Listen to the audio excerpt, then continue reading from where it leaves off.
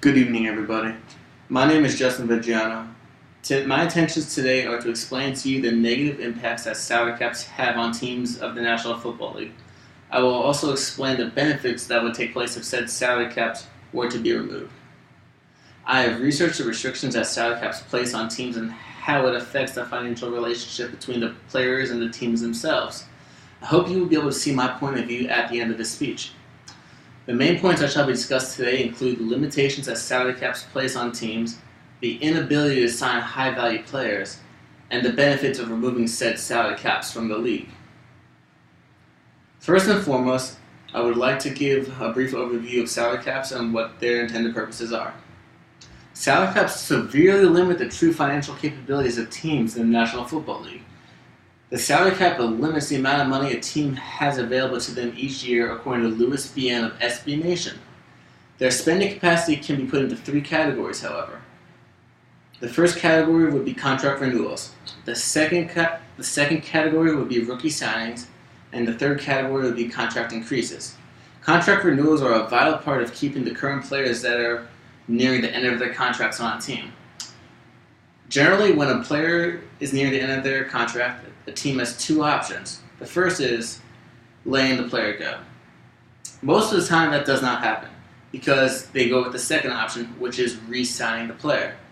When a team decides to re-sign a player, they have to take it a part of their allotted salary cap and give that money to the player as part of a contract.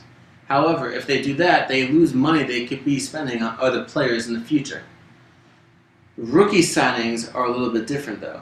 Rookie signings are strictly enforced by the salary cap and the rookie compensation pool, according to Jason Belzer of Forbes magazine. The NFL collective bargaining agreement has made a rule of sorts known as the 25% increase rule. This makes it so that a rookie's initial salary and signing bonus do not exceed more than 25% of each year's contracts. Increasing contracts for certain players can only be an effective way to motivate them. However, when a contract is increased, there will be less money for the team's owners to use towards picking other players. Say you increase your contract of your quarterback from $10 million to $20 million. You also have a salary cap of $150 million. A regular football team has on average, let's say 40 to 48 players, which includes the first string, second string, and third string. So now you have only $130 million to pay around almost 50 players.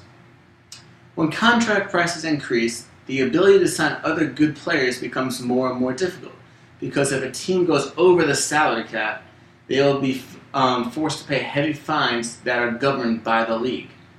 Salary caps create an inability to sign high-value players due to the limited funds available for each team. According to the NFLPA, the National Football Player Leagues Association, each team is given a set amount of money as a league-wide salary cap. The cap is then increased or decreased by the carryover from the previous season. Then finally adjustments from this season are made. Since each team is given the same amount of money, that is until the final adjustments are made, there are no superstar teams like the Yankees or the Red Sox in the Major League Baseball. I would also like to say that Major League Baseball is the only league in America that has no salary cap. This could potentially create a sense of boredom for fans who pay to get their tickets. If the fans get bored, they'll stop paying, and if the fans stop paying, the teams will incur a net loss of profit. Teams would benefit in a variety of ways if there were no salary caps imposed on them. First off, the restrictions on the amount of money they could pay for whatever player they want would go away. This means that if a team could afford to pay as much as they want, they could pay as much as they want without the worry of incurring fines from the league. Spending money on high-profile players without worrying about fines would give them a huge chance to increase their potential marketing opportunities by having a group of superstar players being advertised together. A perfect example of a team that has made fortunes off of advertising their grades would be the New York Yankees of the Major League Baseball Association, which is the only league that has no salary cap again. Conclusion. As you can see, salary caps are not just making it harder for teams to profit, they're making it harder for teams to market. The main points that I discussed include what are salary caps, the inability to sign multiple players, and how teams would benefit if the abolishment of the salary cap went through. The purpose of my speech was to explain why teams should not be subjugated to salary caps and how the profit margins could increase dramatically if the salary caps went away. As I said earlier, salary caps are an invisible shackle that are bringing down the profits of the NFL and the teams of the NFL and the potential revenue that they could be making. The teams should band together in an effort to stop the use of salary caps.